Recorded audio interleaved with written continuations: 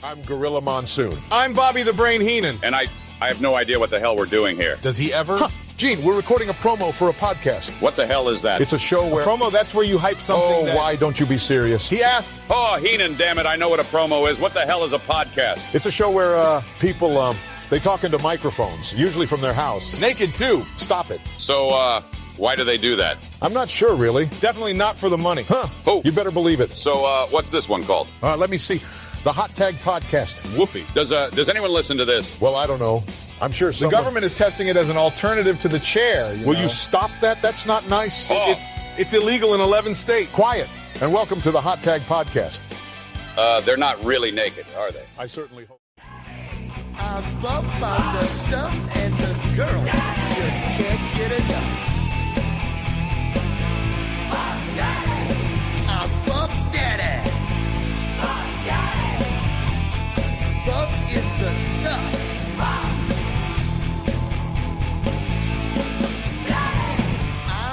So, welcome to the Hot Tag Wrestling Show. I am Chrissy Francesco, and that is George Buff Daddy Rogers. Now, okay, let me just give the context of why I played that song. One, it's goated, so it's one of the best wrestling theme songs ever. Two, so I had just wrapped up work, and I knew, so work ended a little bit late. I knew we were doing this at 9. So I went across the street. So right around my house, I have a basketball court. So I went outside and I decided to do some like basketball drills to get some of my cardio up because I was going to try to get a run in, but I didn't have a run in. That's funny, doing a wrestling show and I'm talking about running ins. So I go out there and I'm starting to do I'm doing some jump shots. I'm doing some free throws. And all of a sudden in my head, I start singing out loud the Buff Bagwell theme song. And I don't know why, but it's always wrestling songs that I'm just out doing like any kind of physical activity. And like the other day I was in the pool and I just started singing like the opening weird breathing of the Brood. And I'm just like, what is wrong with me? Who hurt me when I was a child that I'm out here, I'm singing Buff Bagwell shooting basketball shots, and then in the pool I'm doing breathing techniques like the Brood. So it's like what's going on? So then as soon as I got here and George hopped on, I'm like, you know what? I'm gonna make sure that we can do some Buff Bagwell music. So how was that? I couldn't be more disappointed in you. I'm just going to leave it at that. I'm really sorry. I'm sorry. But be honest. I mean, are you really shocked? Yes, because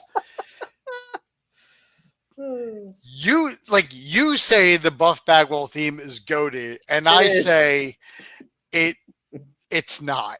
Oh, it's so good. Like you come on here and you disrespect me with such nonsensities. And it's funny that like you play that because I had sent you the picture earlier. I was no shame. I was watching a rerun of Charmed on Pluto TV. Yeah. Since I'm the biggest show for Pluto TV all of a sudden. I'm becoming that way now. And Buff Bagwell like randomly shows up. I'm like, what the fuck is life right now? You're damn right. Like Ron Perlman is like, I was more blood. I was like, oh, well, like Ron Perlman's in this episode and there's a wrestling ring. And I'm like, I don't remember any wrestlers ever being on. And then Buff Bagwell, I'm like, oh, son of a bitch. This is why I didn't remember it. And I did like that JR, all son of a bitch, like when Vince revealed himself as the higher power. That's right. Okay. Like, you know what? Charm knew what was up. They knew who they had to get on their show, and it was Buff Daddy. So, well, according to the credits, Booker T was in this episode too, but I must have missed that. You want to talk about a goated theme, and you're not even going to play the Harlem Heat theme? Oh, trust me, that's the next couple shows I'm going to start playing. Billy Kidman, you're just like, no, Billy Kidman has to be saved for like a legendary episode. Yeah, that'd be a WrestleMania episode. Yes, no doubt. That's hilarious. No, I think every week from here on out, I'm just going to open the show with a WCW or an old school, whatever year we're in, you're going to get a WWF or a WCW theme. Oh, Christ, we're in 96. Oh yeah, I'm gonna get the sounds of a truck backing up to make it for Duke the Dumpster Josie. Yep, you're 1,000% also going to get the Godwins. Thank God. It's gonna Thank be Godwins. it's gonna be such good shit, pal. All right. So this weekend, before we get started, I just want to let everybody know we are covering the Monday Night Wars from May 20th, 1996. So, ladies and gentlemen, we're right here. We are where the entire industry is about to just get turned around on its heels. We are on the doorstep. Literally, we're standing on the welcome mat. Yep. We're right in front of the door. We're there, man. How cool is that? We finally got to the point where the beginnings of the NWO is here. Like finally, Nitro is going to become watchable. I know. With Hogan, crazy. So crazy thought there. But yeah, before we get into Raw versus Nitro, which is why we're here every week, George, Night of Champions is in just less than 48 hours. I know for the WWE, everyone, they've safely landed in Saudi. It was a little touch and go last week, but they're there. According to multiple reports, not a report from the Observer, so it's probably accurate. All right. That many of the top talent were not necessarily happy that they're going to Saudi this time around. I mean, you don't need to have a degree in journalism to know that the fucking top talent was not happy about going. The fans were not happy about them going. It is an extremely volatile situation going on over there right now. Yeah. And I feel like, I mean, I know we all know TKO, it's all about the money. Yeah. They can't turn down that payday. Yep. And do you think Vince would have just said, listen, we're not doing this? That's hard because I mean, like money too. That's the thing. Like Vince's money too, but Vince would always do like tribute to the troops going over there, especially when the Iraq War was going on. Yep. So, but Vince would always prioritize the safety of the people going over. You know, so we're going to be on the base. You know, like you're going to be in this. You have this. You could. They're on the base. Yeah, and obviously we know, like, if first things first, if you were going to attack an active U.S. Army base over there, you're really only asking for trouble, right? From that aspect, and that's not just. That's not grandstanding about like how great our military is. I mean, just look at the numbers of like Iraq, what they have, and then what we have. Mm-hmm. Doesn't, you know, it doesn't even out. For sure. But in a situation like this with them going over there, yes, we have the quote unquote ceasefire, but this is a very tense situation. Yeah. And they were just like, you know what? Let's go. Like, let's do it. It's like, and it, like, yeah, they landed safely. I wasn't worried about like the jet getting shot down. Yeah.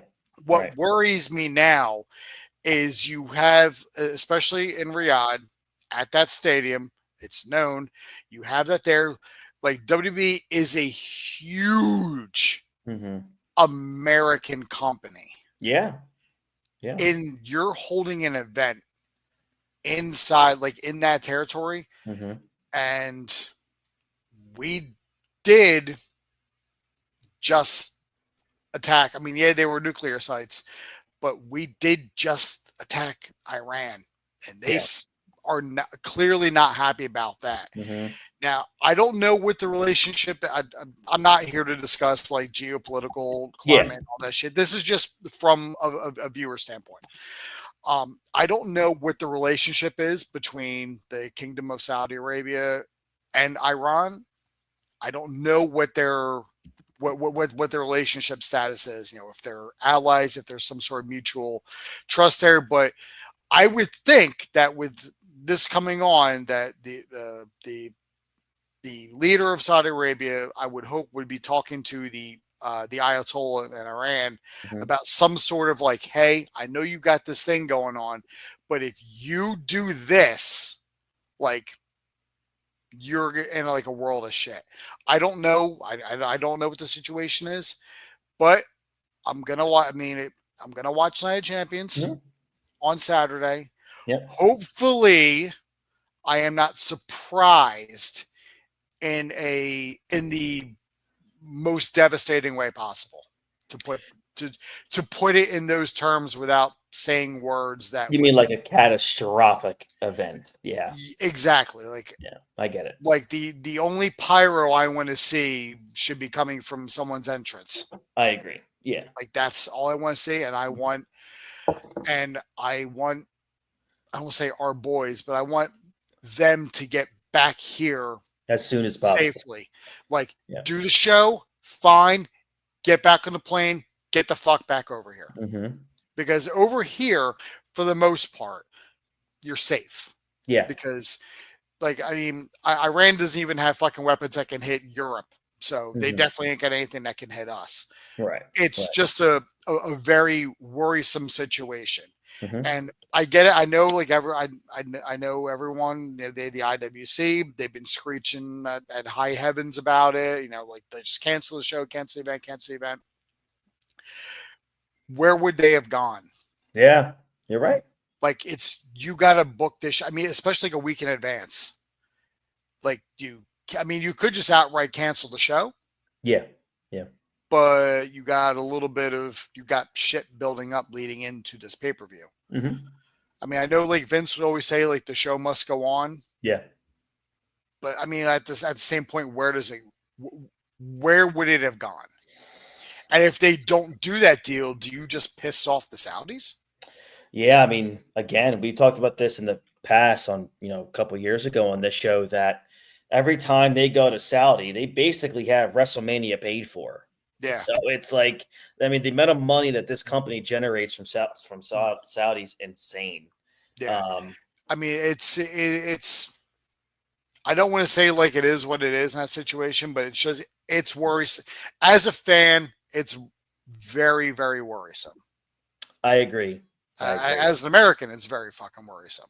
Yeah, because those are our kinfolk, so to speak. Yes. Over there. Yeah. And you worry you don't want to see anything happen. Nobody wants to see anything happen. And worst case scenario, something does happen. I know exactly what the fuck the internet is going to do. I know exactly what the fucking IWC is going to do. They're going to jump on. They're going to be like, the fucking AEW's number one now, or they're going to take some sort of unnecessary, like tribalistic pot shot. Yeah. It's like we don't, and that's not something that I want to say because that's exactly what it would turn into. Yeah. And to his credit, Tony wouldn't have done this.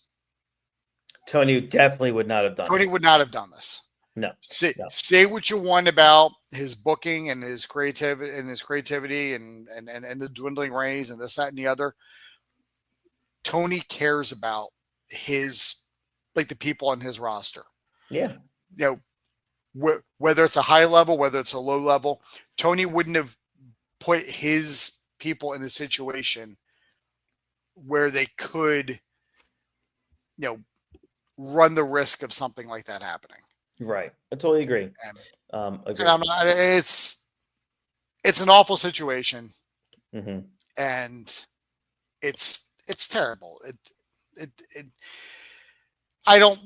There's not much I can get into that's not going to turn into me like yelling and grandstanding and saying shit about one country and another country. I'm not doing that. It's just a shame that, that money is the master when it comes to WWE. That's the thing. And TKO.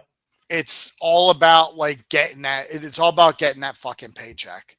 Yeah. But like, why not hold an event in Japan?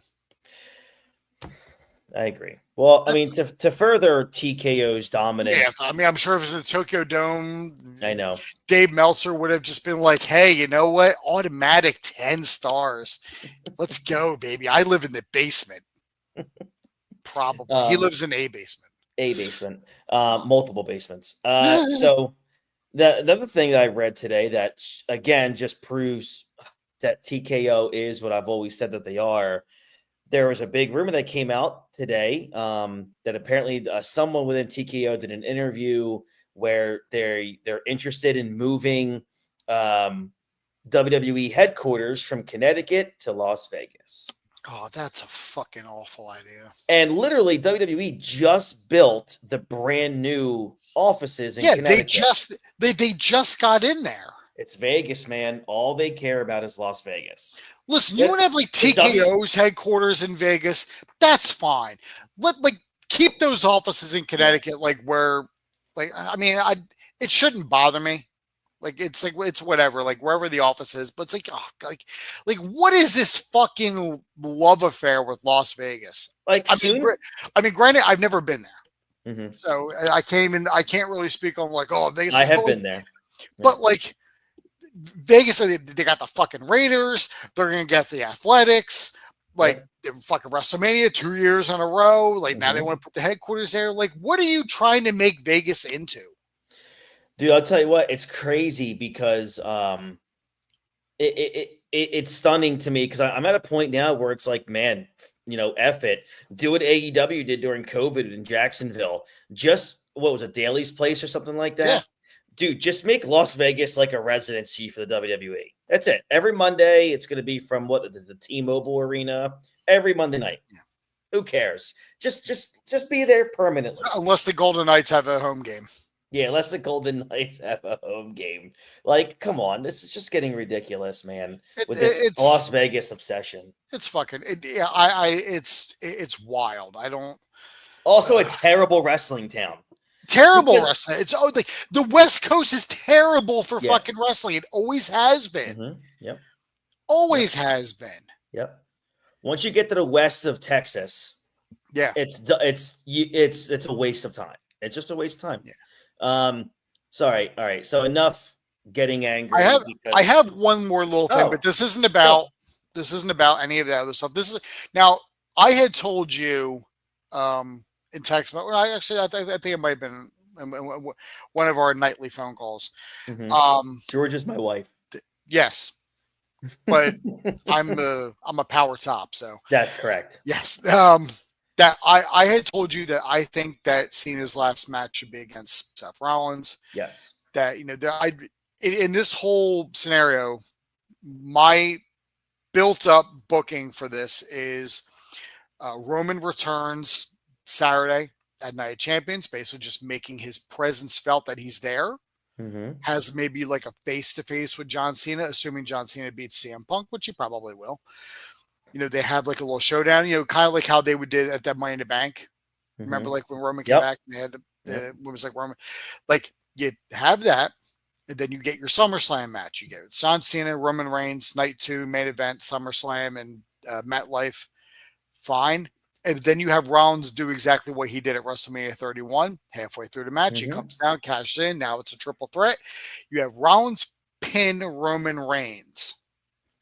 Now, Rollins is the WWE champion, and he's got the right belt, because if you're going to have Roman and Seth at WrestleMania, assuming that's what the plan is, if Roman and Seth at WrestleMania, that's going to be the belt that Roman is going to want.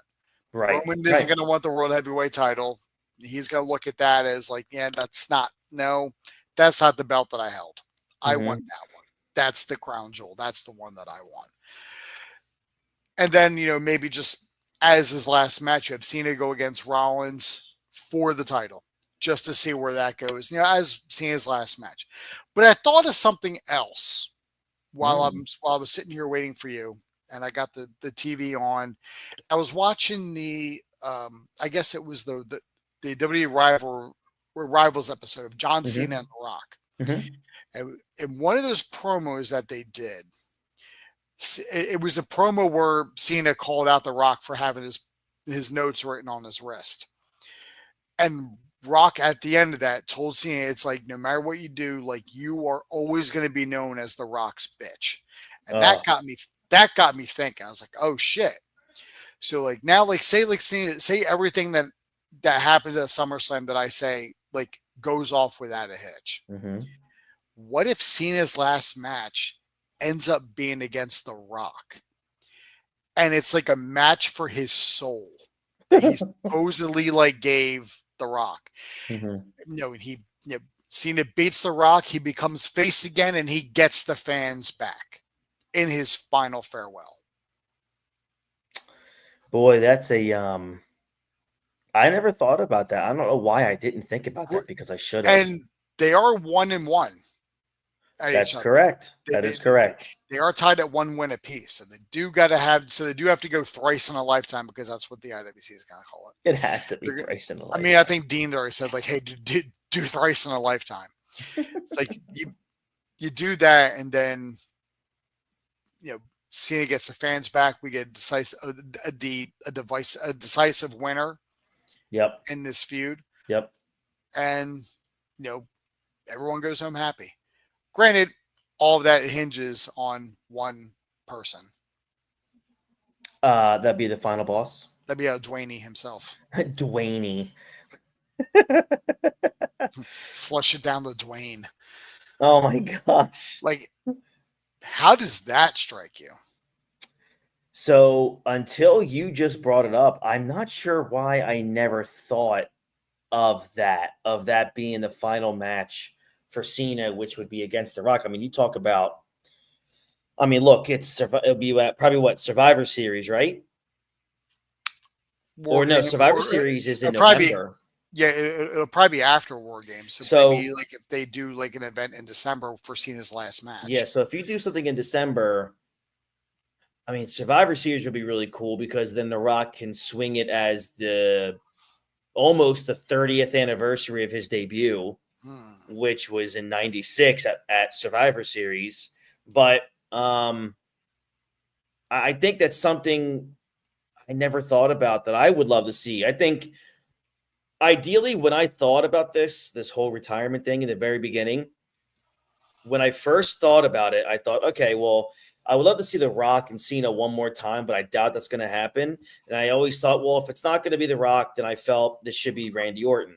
We've already seen Randy Orton. We might see that again, but I doubt it. But, you first brought up, I think, was it Roman as the final opponent? Mm-hmm. I think it has to be Roman or The Rock. It would be amazing if they can somehow swing The Rock versus Cena as the final match. What better way to go out, right? It's like it's like Shawn Michaels going out against The Undertaker. Like, right. There's no more fitting opponent than that. So if it's not going to be Randy Orton, and it's not going to be Edge, guys like, that he had a great rivalry with, because we're already getting Cena and Punk now, which I wish was SummerSlam, but whatever.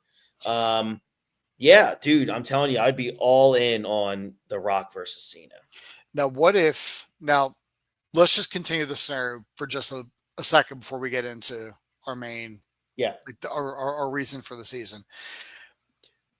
Assuming that everything I said happens, maybe we get to War. Maybe something happens in between SummerSlam and War Games, and The Rock, maybe with Seth now holding the belt, maybe The Rock shifts his alliance to Seth. So now Seth is The Rock's champion, which that kind of would make a little bit of sense to a point. So now, like, when you go into your War Games match, and I had pitches to you, on once you got Rollins and his group against perhaps the team of Roman, CM Punk, Cody Rhodes, and John Cena. Maybe not have The Rock in that match because he's not going to do a fucking War Games match. No. Not run his fucking risk. But, like, maybe he's got somebody handpicked that he puts with their team. Mm-hmm. And then, like, that person ends up getting pinned by Cena, and Cena being like, you know what? I pinned your pick. Why are you hiding behind it? Like, now face me. Mm-hmm. And then perhaps, the Cena Rock match, that goes off without a hitch. Cena gets the win, goes out on top. And then maybe after that, maybe the next night on Raw, maybe Roman comes out and cuts a promo about, hey, you're the final boss, but you just lost to John Cena. Put those embers in place, and then maybe that leads up to, at WrestleMania, You get, instead of Roman Seth, you get Seth maybe against Punk. Maybe Punk wins Royal Rumble. We get that. And you get Roman Rock in Rock's final match. Because that needs to come sooner than later. It absolutely does. You're right. You're right. Boy, man, why are you not booking right now? Because I don't want to leave my cushy job at Amazon. Stop saying these things. All right, so let's get to the reason we are here after a beautiful, bomb being dropped there by George about what could happen with Cena, what should happen with John Cena's last match. That I'm totally all here for all of that. Nice work, George. We are going to start with Monday Night Raw this week. It feels like, this is like a fifth straight week they've been in Sioux City, Iowa, and this is where they're at. They just live there now. It's ridiculous. It's another tape show.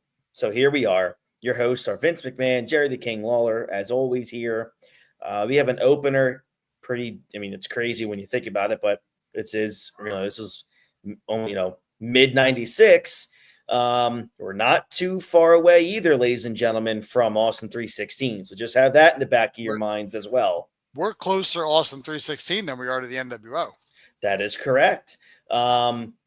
The opener here is Stone Cold Steve Austin versus Wildman Mark Marrow. It's like the battle of the bitter Bischoff firings. We get near the end here. Austin, DiBiase trips up Mark Marrow. Austin goes up to finish. But Savio Vega, we have a run-in here. And we get a DQ finish at 12 minutes. I'll tell you what, man, I would have liked to have seen a clean finish here from Austin. But we do get the Savio Vega DQ.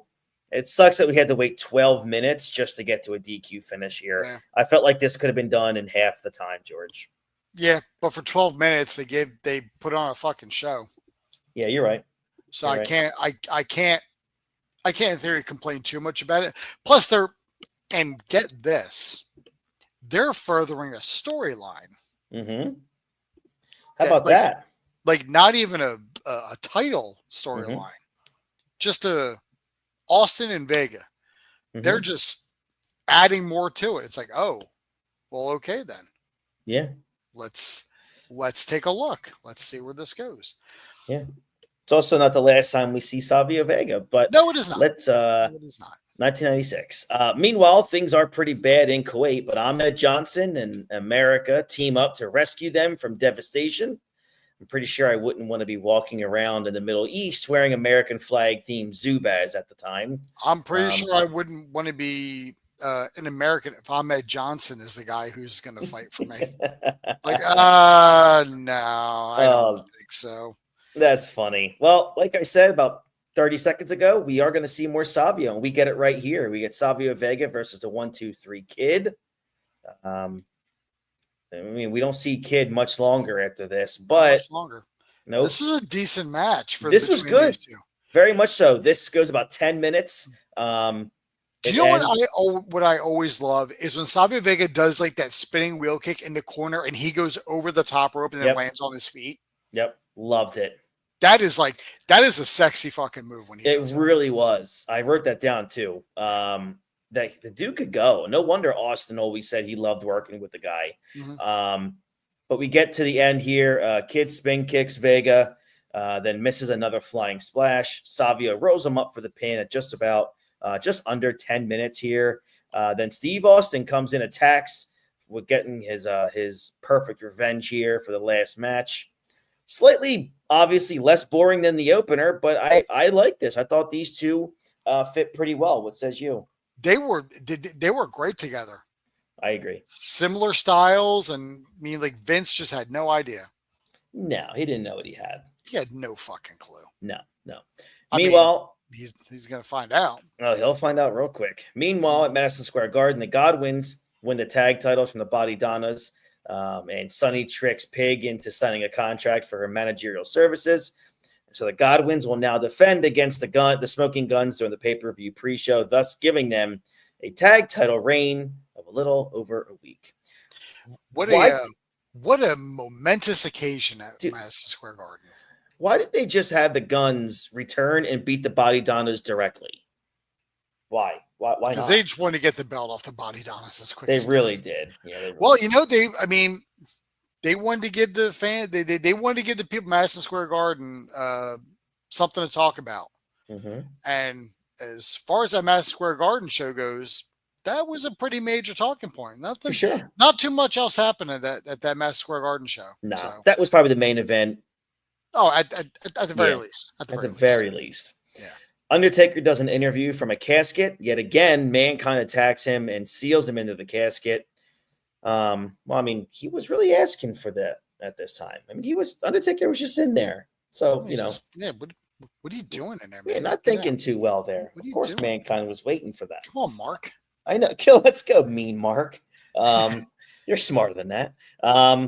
He's a smark. Up next is something that I just did not want to see on my television, but we got it, and it's the British Bulldog versus Jake the Snake Roberts. What a shitty fucking main event. Dude, man. I mean, you talk about a massive letdown. You know, we get a bunch of silliness before the match with Diana filing a restraining order against Shawn Michaels. So Gorilla sends her back to the dressing room so that Shawn can come out and do commentary. In the Observer at the time, Meltzer was really kind of, you know, white knighting this storyline, pointing out how strong business was and how great of a reaction Davey Boy was getting. And I'm just thinking, what are you talking about? Like, even in '96, he didn't know what he didn't know what a good crowd sounded like. No, he did not. No. Whatever. This was just this was what it was. Jake makes a little bit of a comeback, but then Bulldog drags him out again, goes back to working the leg to slow down the fast-paced Jake the Snake Roberts. And then we I feel like there's only a minute left in the entire broadcast. And it's crazy that we just get to this finish so quickly. You know, as if to punish us, elongating this shitty, boring match on this, you know, shitty, boring show. You know, this is it. You know, Diana wanders out after we take a break. You know, we come back with Shawn beating up Jim Cornette, and then there's just no finish. 13 minutes. And dude, no one explained what happened after a commercial break. And I'm thinking to myself, this is a great way to build up Bulldog before a title match that weekend. She files a restraining order against Shawn Michaels, and then she comes back, and then she comes back out. What the fuck are we even doing? This is that old saying, I filed a restraining order, but now you got to go away. I came back out. It's like, why are you even here? You don't work for the fucking company. It's very clear to me that go away, you fucking six. Clearly, I don't think, and maybe this just kind of shows what's going on today with Vince. I'm not sure he understood what a restraining order meant. I don't think, Vince, if she filed a restraining order against Shawn, she shouldn't be coming back out there because then she's breaching the restraining order. Yeah. So, you know, not very smart there creatively from Vince, but dude, talk about just creating a massive roadblock for generating any momentum for Bulldog heading into the weekend. I don't think anybody has momentum for this match going going into this god awful fucking In Your House show. Yeah. Because this is bad. Despite the technical problems that the show had, it was a bad show aside from Savio Vega and Steve Austin. Yeah. But I don't even it's I want both of these people to lose. This whole feud is built around Shawn hit on my wife and I'm on that and I'm not happy about it. Yeah. And this was a decent episode of Raw. Yes, Austin and Mero didn't have a finish, and I really hate non-finishes, but it furthered a storyline that was going on between Steve Austin and Savio Vega. And a storyline, I personally was invested in the build-up. Mm-hmm. So I didn't like it, but at the same time, I didn't hate it like I do if it's a non-finish, like in the match we're going to see on fucking Nitro. That has no story and no fucking build. But like, and then you have Savio Vega and 1-2-3 Kid. And it furthers more because Austin comes out, but that match had to finish. It was a decent match. Yes, we got like some silliness with Taker and Goldust and Mankind, but that was a decent promo for what they were doing. And you got to see a little bit of aggression with Mankind. He's got, Taker's now trapped in the casket. It's been strapped up, and Mankind's beating the shit out of it with a steel pole. Like, that's kind of unheard of in '96. So we're already kind of testing the waters of what we can do. Or they're testing waters of what they can do. And then we get this bullshit main event. It's bad all over. I just don't understand why we don't get a finish. Why was Bulldog going against Jake?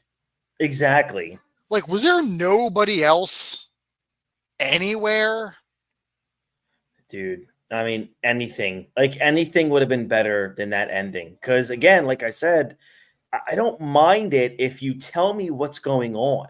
And we had once you came back from the commercial break, it was all about it was all about Diana coming back out and going towards Sean.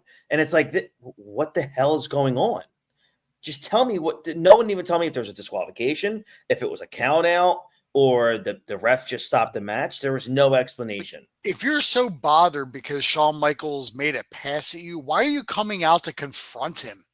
I know. After you have a restraining order. Like, I don't want to say you're asking for it, but why are you basically coming out and asking for trouble? I know. I agree. Just not. I get it. Like storyline wise, like Vince was just trying to do that, but it's not. That this didn't work, Vince. No. And he knew it didn't work. And that's probably why Bulldog never really was made to look like any sort of real contender, because this fell flat. Flatter than, to quote Cornette, flatter than a plate of piss. You're welcome. You can use that. I will. All right, let's go over to see what Nitro has to do here to take the week from this show's point of view. We are live from somewhere. I didn't get where they were from. They are in Louisiana. Are they? Are they in? Okay, they're in. They're not in like Baton Rouge or New Orleans or like any big name. In Louisiana. They are from the Monroe Civic Center in Monroe, Louisiana. Got it. All right, perfect. The world famous Monroe Civic Center. Oh, man. Shame I never heard of it. Madison Square Garden, Monroe Civic Center, just 1 and 1A. By the way, I just want to let everybody know this is a historic episode of Monday Night Raw to me for one specific reason. George, can you guess why? Because it is the last Nitro before they go to 2 hours? No. I will. I'm going to say it right here. Tonight, your hosts are Eric Bischoff and Bobby the Brain Heenan. No Mongo. No more Mongo. Mongo is now a wrestler as of Slamboree, so he's done as an announcer. So good riddance on that one. Just want to let you know. Because I know you're interested and you want to know all these things. Of course. There will only be one more wrestling event held at the Monroe Civic Center. Oh. What was it? Sin? No, an episode of Nitro from January 6th of 97. Okay. That's the last wrestling event that happens there. Jeez. And WWE never went there. Probably because they go to a place that have a higher seating capacity than 7,200 people. Oh, I'll tell you what, 7,200 people, that's not bad.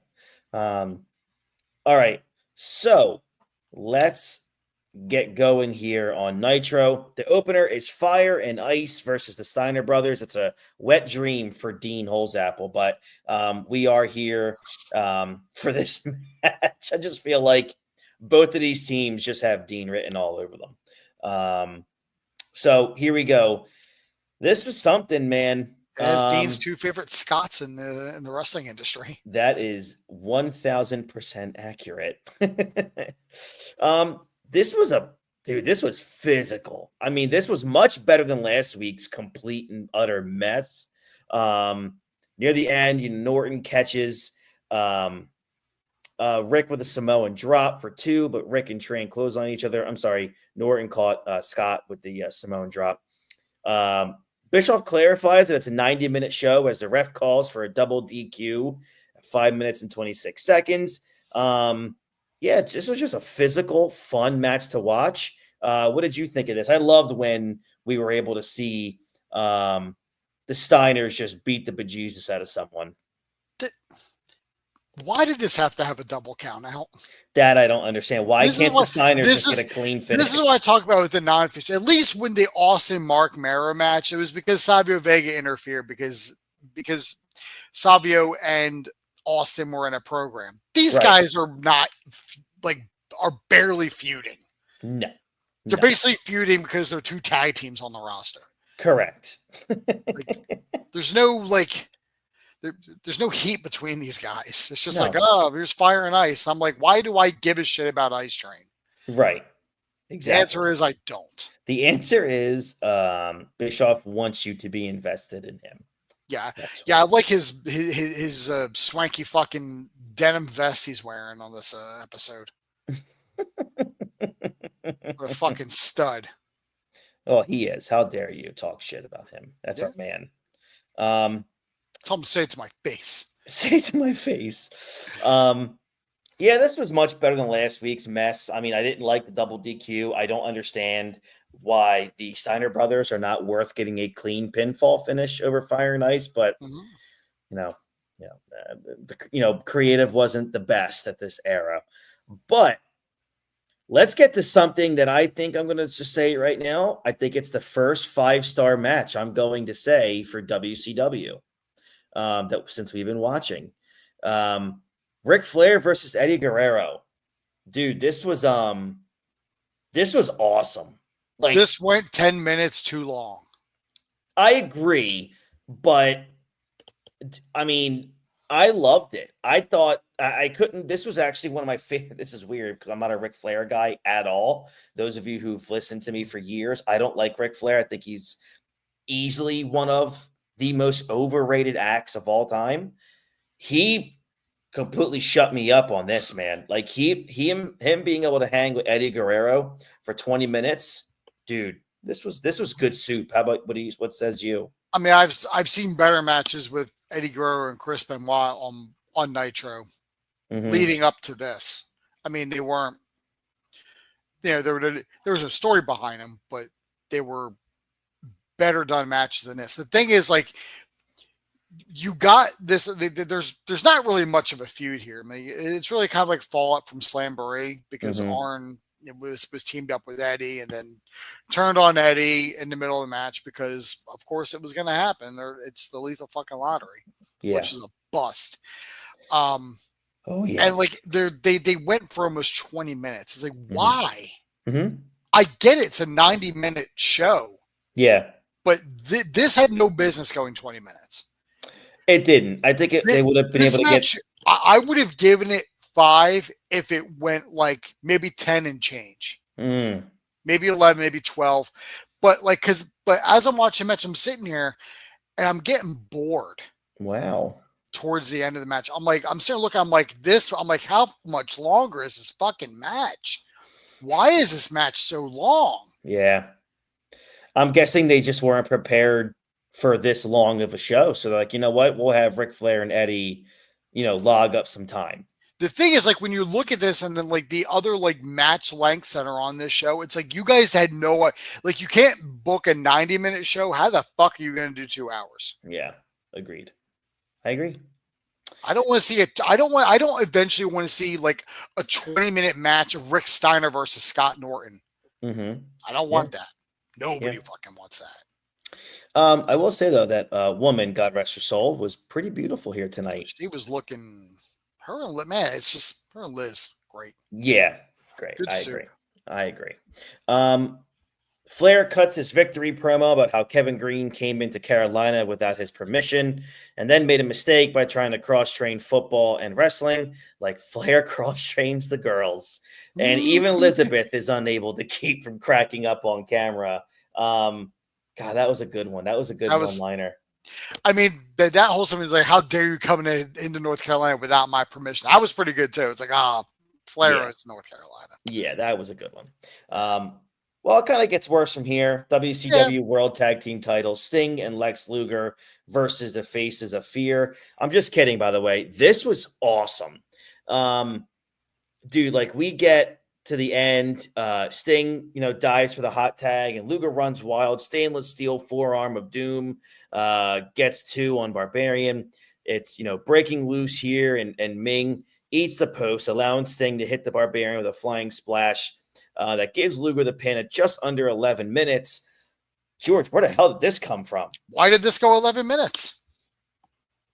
Ming and the Barbarian should not be in the ring longer than 5.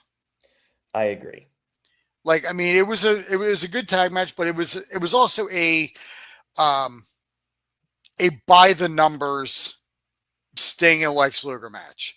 Sting's in the ring. He's he's doing all the selling. He's taking all the bumps, and he gets the hot tag to Lex, because that's like when you watch their matches, it's Luger's always getting the hot tag. He comes in and then runs wild. It's very formulaic. Yeah, it's very by the numbers. I mean, it was a good match. Yeah. It didn't need to go almost 11 minutes. So when I say that these matches were really good, I'm like, oh, where did this come from? It's because we weren't used to actually really super high quality matches at a Monday Nitro.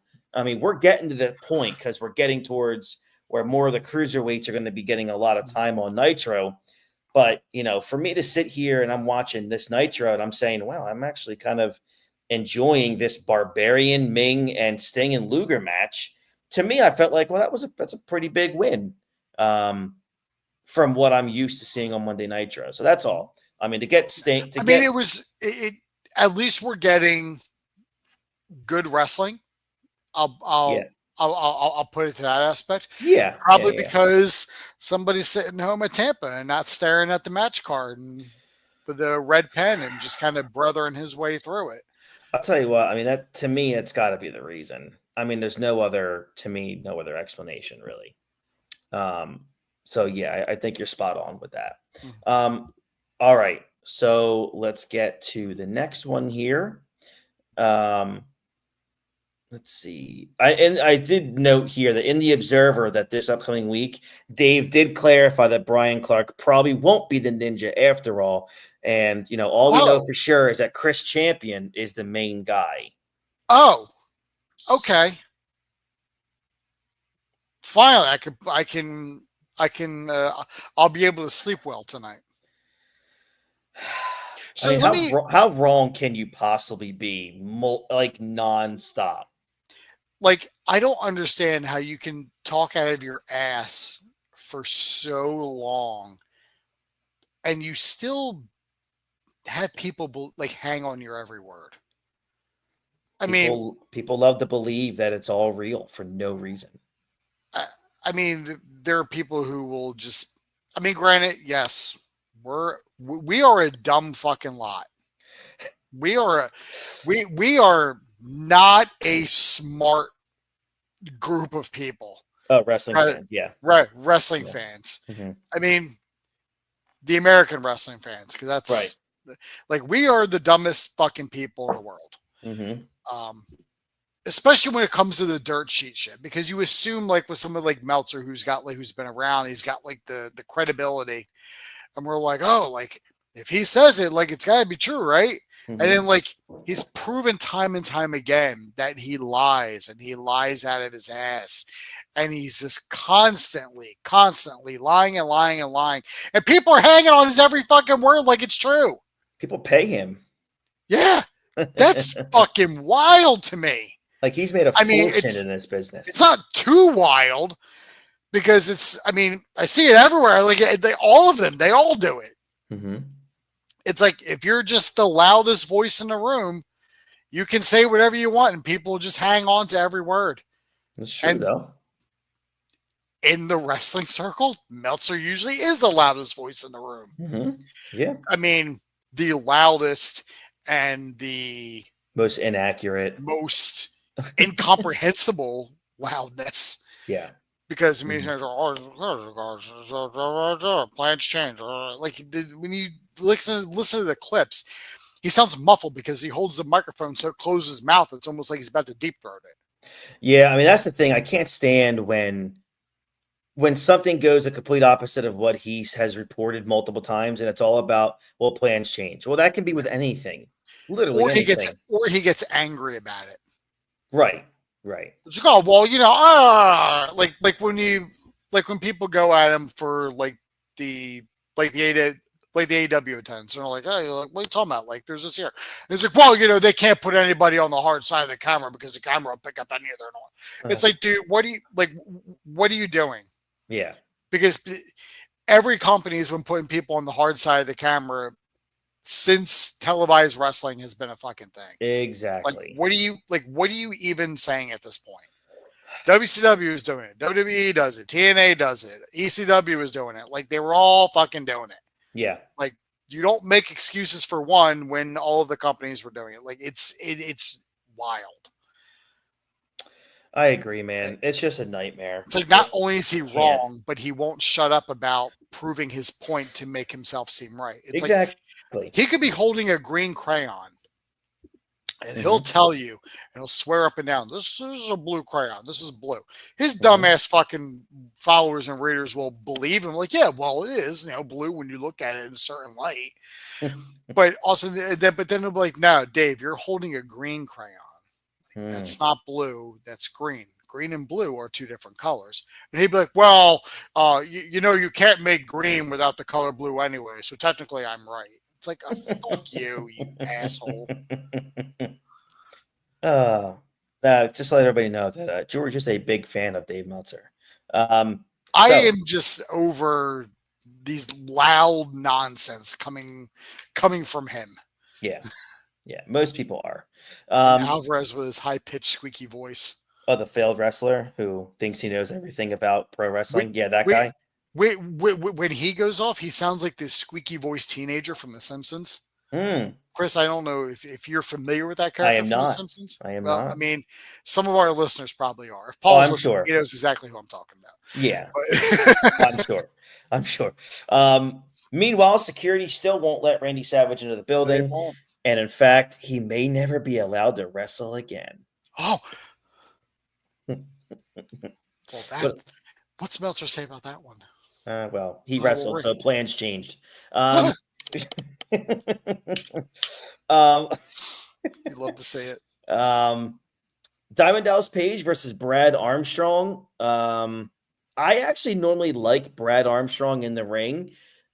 Which is, I know, a weird thing to say, but I actually, when he was if he was an enhancement talent, which is basically what he was, the dude could really work sometimes. I really like some of his matches, but this was not one of them. This was not one of them. No. I don't know, you get the diamond cutter at the end here. This match got almost 8 minutes.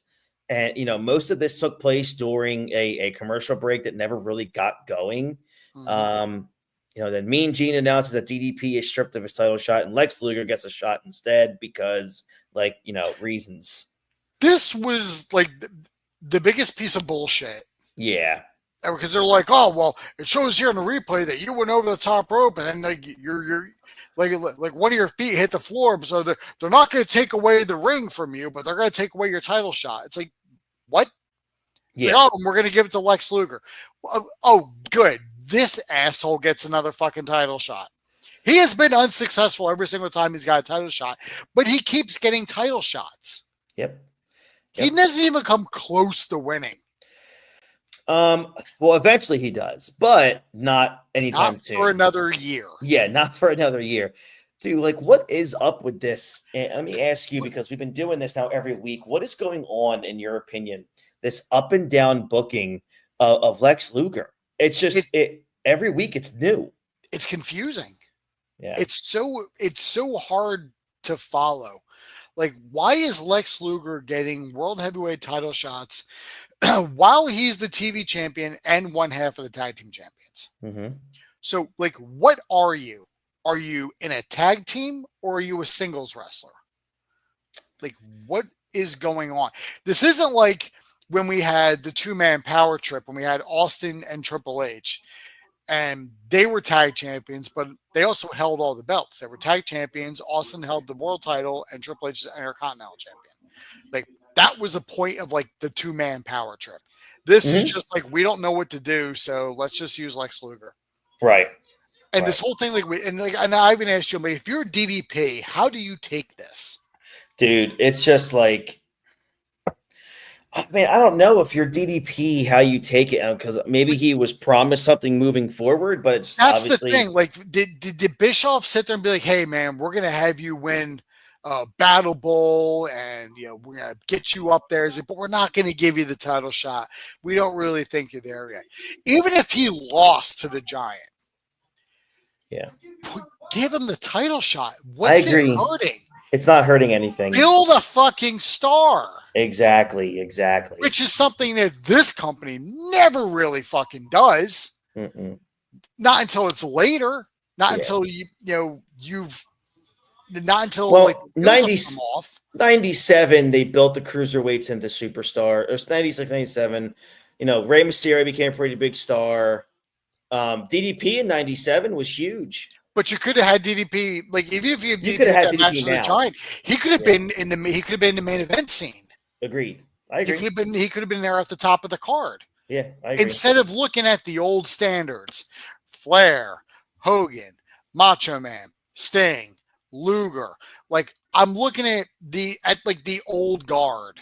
Yeah. And you talk about how much you're doing for young talent, but then you do something like this. I mean, DDP is 36, but he's new to the fans. Right. So like it's you have the opportunity to build this guy up. So you're gonna do like the slow burn on him instead.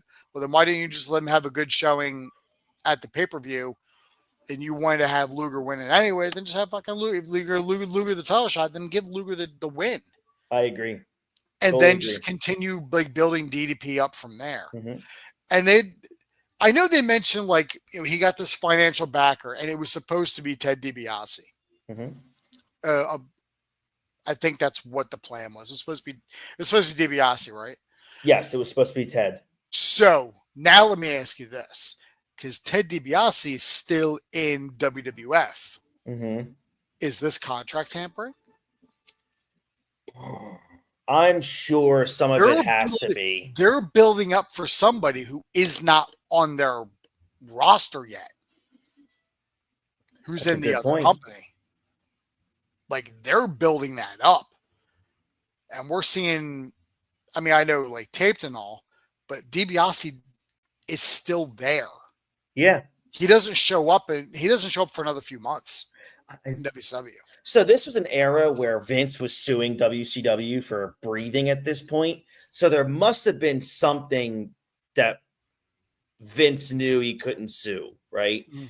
I mean, at this point, Vince is suing them for, their pyro being too much, it felt like. But if, at this volatile time period, I mean, if there was something going on between Ted DiBiase and WCW legally, I think Vince would have found a way to use that.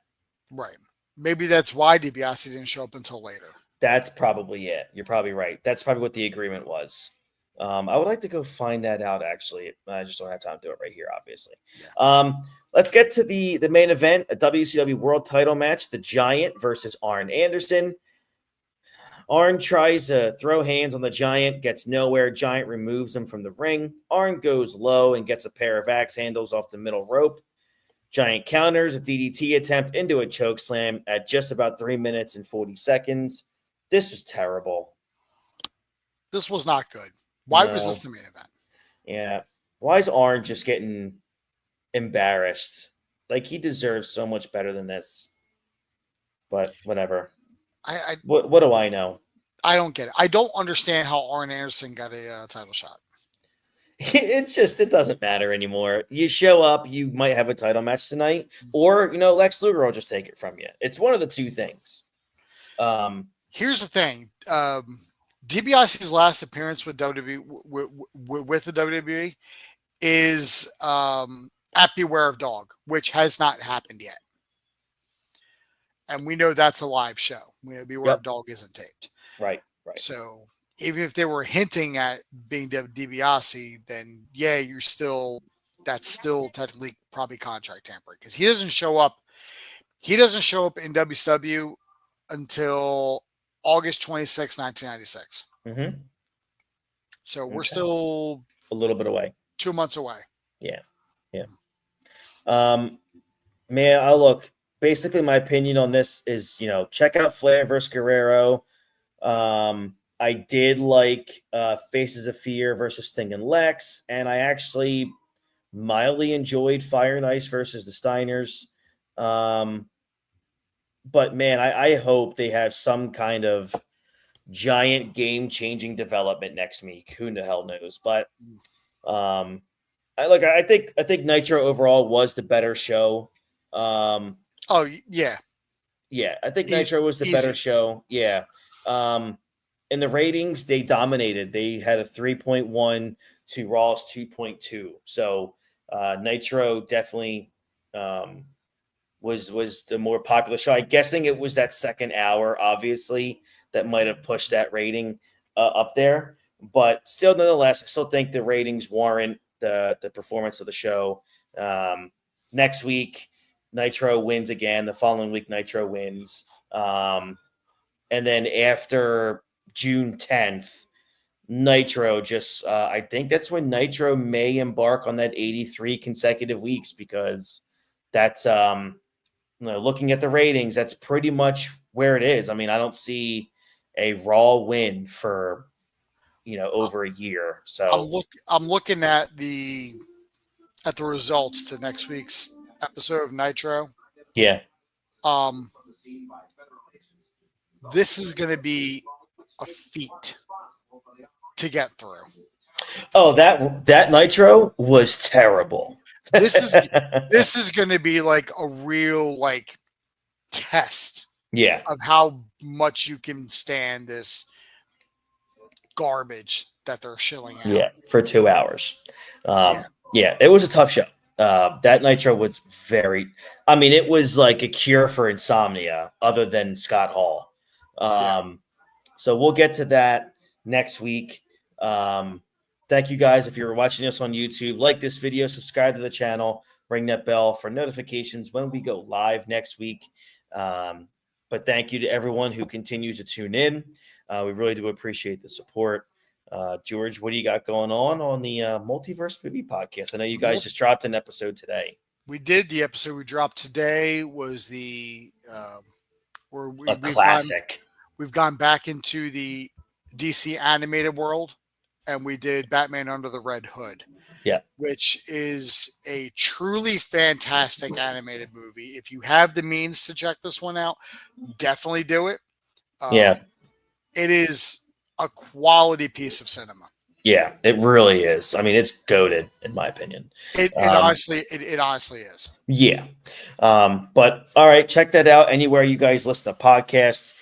So for George Rogers, I'm Chris Francesco. We'll catch you guys down the road. Have a great rest of your week and weekend. Take care. Bye-bye.